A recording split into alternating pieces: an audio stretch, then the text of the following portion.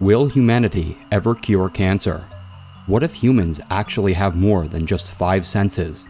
And just how heavy is the heaviest creature on Earth? Join me as I answer these questions and more with 10 mind-blowing biology facts. What exactly is biology anyway? Merriam-Webster Dictionary defines biology as a branch of knowledge that deals with living organisms and vital processes. While biology is normally used in this manner, the word can also be used to describe life itself or life processes. The study of biology is vast and can be broken up into over 100 subcategories with specific focuses. These include well-known subjects such as anatomy, biotechnology, botany, ecology, and molecular biology. Historically, it is widely agreed upon that biology first rose as a single field of study in the 19th century. The sciences behind this study arose from traditions of medicine and natural history tied back to alternative medicine known as Ayurveda in India, ancient medicine in Egypt, and the works of philosophers like Aristotle in the Greco-Roman world. Over several centuries, various scientists such as Gregory Mendel, Charles Darwin, and Francis Crick developed the subject into something truly complex, introducing humanity to concepts such as the theory of evolution, the central dogma of molecular biology, and genetics. Today, biology is an absolutely critical field of science which, as I said earlier, has branched off into over 100 different directions, helping humans better understand the natural world and advance our own quality of life as a species. Can one area of science really improve our lives that much? Well, without our understanding of life, pretty much all of modern healthcare wouldn't exist, and we probably wouldn't have the artificial selection processes we used to breed so many different kinds of dogs. And those are just 2 easy examples. Basically, the next time you take Sparky the Labrador for a walk, remember to thank biology. Will humanity ever find a cure for cancer? The short answer of this question would unfortunately have to be no. But don't worry too much, the true answer is a bit more complex. Let's start by defining cancer itself. Cancer, simply put, is a disease caused by an uncontrolled division of abnormal cells in a part of the body. As many of you no doubt know, this means that cancer causes tumors to grow in your body. These tumors are often difficult to control, and can obstruct critical anatomical processes as they get bigger and bigger. This is why cancer is often so fatal. There are well over 100 different types of cancer, meaning this disease can appear in pretty much every part of the body.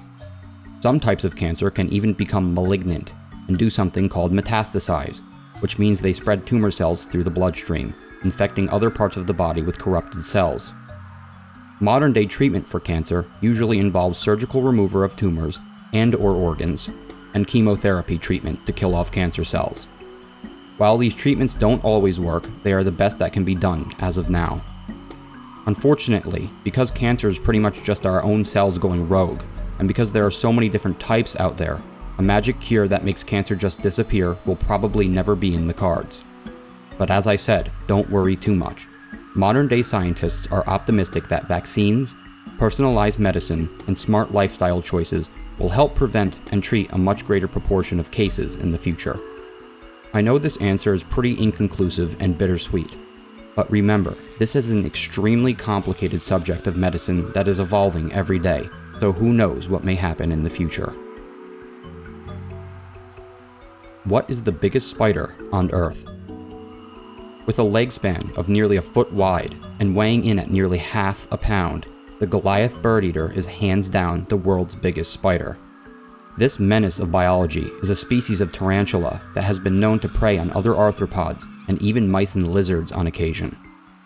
The name Goliath bird eater itself came from the belief that one of these spiders could and would eat a hummingbird if given the chance. For all of you currently having a crisis imagining this spider crawling into your home, Goliaths are native to the upland rainforest regions of northern South America. So unless you live in the middle of the Amazon rainforest, don't be worried. Similar to other species of tarantula, Goliaths are terrestrial, living in deep burrows, normally spotted in marshy or swampy areas. Like true nightmares, they are also nocturnal. Now, I know I've been harsh on this chunky species of spider, but here's the reality. Tarantulas on average are very mild-mannered. This doesn't change no matter how big they are. While the Goliath does have fangs big enough to break human skin, their venom is relatively harmless. And being so mild-mannered, they will only bite if cornered or harassed heavily. So yes, there is a spider on this planet that is so big it could eclipse your entire hand.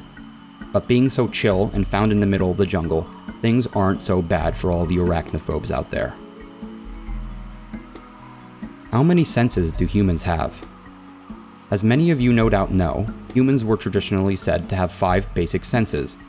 These are in no order of importance: sight, hearing, smell, taste, and touch. Believe it or not though, we technically have more than that. That's right, the 6th sense is real. And the 7th through 9th as well. The 4 additional senses I am speaking of are balance, temperature, proprioception, and pain. Nothing you haven't heard of, except maybe proprioception, but I'll describe all 4 because knowledge is good. Our sense of balance comes mainly from the vestibular system in our ears, and helps prevent us from falling over while standing or moving. Balance also works together with vision to keep objects in focus when our head is moving. This sense is one of the reasons spinning around in circles can make you feel dizzy. Basically, the fluids of the inner ear get all mixed up when we spin around, which interferes with our sense of balance. Our sense of temperature, also known as thermoception, comes from our nervous system and allows us to detect temperature differences inferred from heat flux. In more plain English, some of our nerves have special endings that can tell when something gets hotter or colder. These nerve endings, known as thermoreceptors, send information up the spinal cord into the brain. The brain then decides how to feel based on what it knows. Many people probably think that sensing hot and cold is just our sense of touch.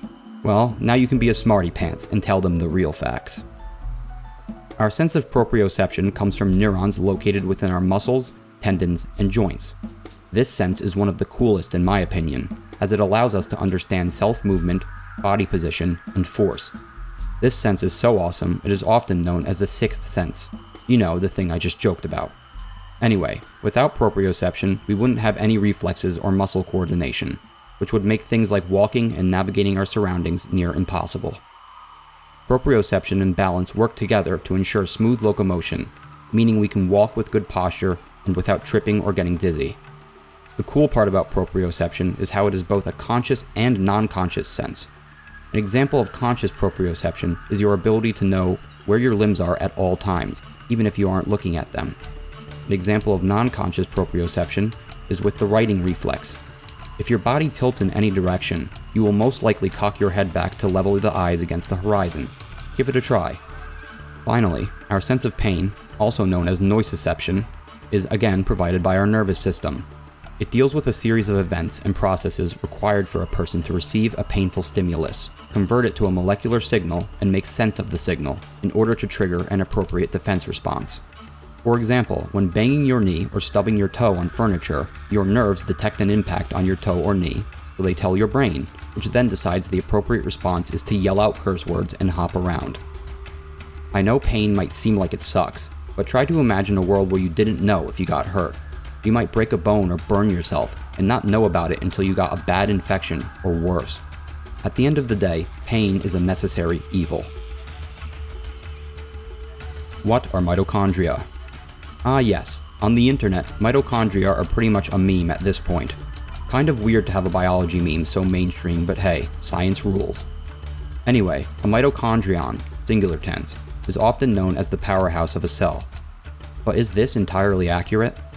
Well, long story short, yes, it is a pretty good analogy, but many scholars don't like to use it, as it doesn't show the whole picture of just how important mitochondria are.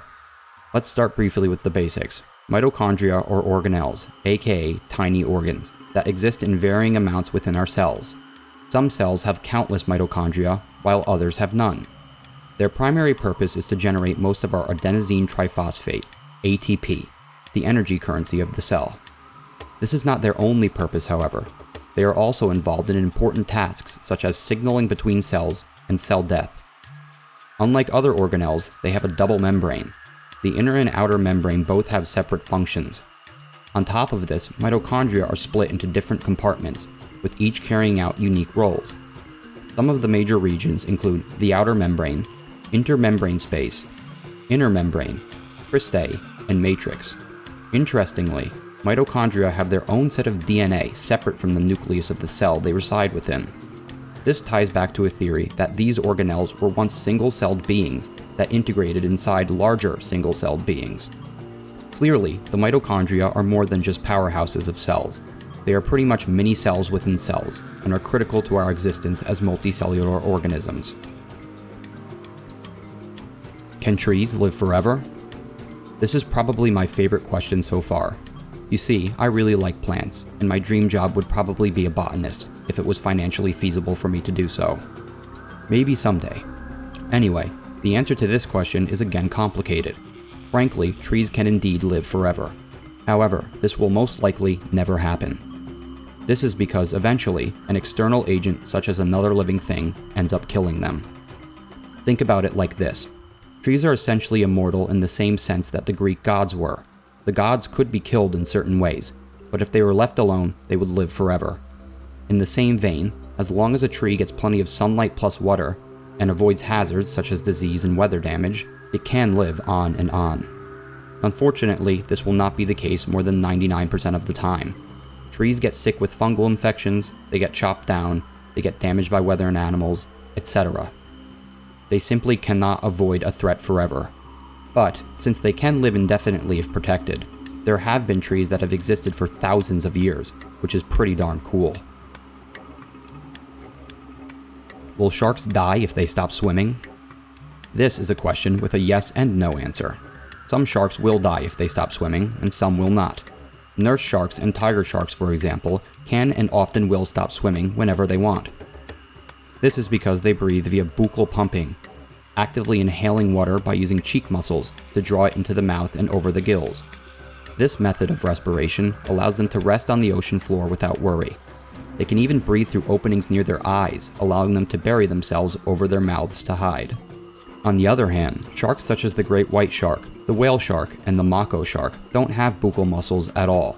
This means these sharks cannot breathe while sitting still. Instead, these sharks rely on something called obligate ram ventilation, a way of breathing that requires sharks to swim with their mouths open. The faster they swim, the more water is pushed through their gills. No swimming, no oxygen. Believe it or not though, the vast majority of sharks actually use a combination of buccal pumping and ram ventilation. An example is the reef shark. So the true answer to this question is yes, some sharks will die if they stop swimming, but most will not. How heavy is the heaviest animal on Earth? So, before we talk about numbers, I need to reveal just what is the heaviest animal on Earth. Some of you probably guessed it was a whale, and this is correct. The heaviest animal on Earth is the Antarctic blue whale. This mammal can weigh in at as much as 400,000 pounds. This equates to over 30 elephants. This species has a heart the size of a Mini Cooper, and during the main feeding season, it consumes about 8,000 pounds of krill per day. Krill, for those who don't know, is a species of crustacean similar to brine shrimp, also known as sea monkeys. Being so tiny, whales have special teeth for eating krill. The Antarctic blue whale is also the loudest animal on Earth. It's so loud, its sound waves eclipse that of a jet engine, reaching as much as 188 decibels. For reference, a rifle shot is around 140 decibels, and any sound above 120 decibels can cause immediate hearing damage to humans. The super loud, low-frequency whistle made by an Antarctic blue whale can be heard for hundreds of miles, and is probably used to attract other blue whales.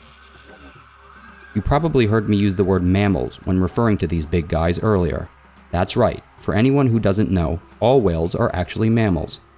They give birth to live young and actually have to come to the surface to breathe air every so often. It is believed that at one time, in the faraway past, the ancestors of whales were very tiny creatures, almost like deer, that lived on land. Talk about a biological makeover. What is the strongest bone in the human body? The strongest bone in the human body is the femur, stretching from our hip to our knee. In common terms, you could call it the thigh bone.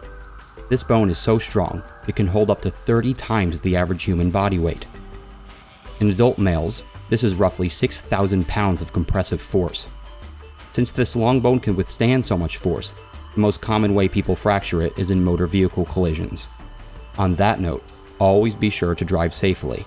As I like to say, Remember that a car is essentially a 2-ton hunk of metal barreling down the road at over 40 miles per hour. No joke. Anyway, back to the femur. Assuming you are an average individual with both of your legs intact, you will have 2 femurs total in your body. They measure about 18 inches long each, making them 2 of the longest bones in the human body. Combine this with an average bone density of 0.96 to 1.39 grams per cubic centimeter in women, and 0.92 to 1.35 grams per cubic centimeter in men, and femurs are said to be stronger than steel. Honestly, the human body is much more impressive than we often give it credit for. Want to keep your super strong femurs healthy? Some things you can do are, make sure to eat your vegetables, participate in safe weight training, consume plenty of protein, get your vitamins, get your calcium, and avoid a low-calorie diet. Can dogs see in color? To wrap up our 10 interesting facts about biology, we have another question with a non-simple answer. Dogs can indeed see in color, but only some of it. The eyes of canines possess only 2 cones, as opposed to the 3 cones in human eyes, and as such, dogs can only discern blue and yellow. This type of vision is known as dichromatic vision. Don't feel too bad for dogs though. Humans may have more cones allowing us to see more colors and brighter colors, but dogs have more rods in their eyes.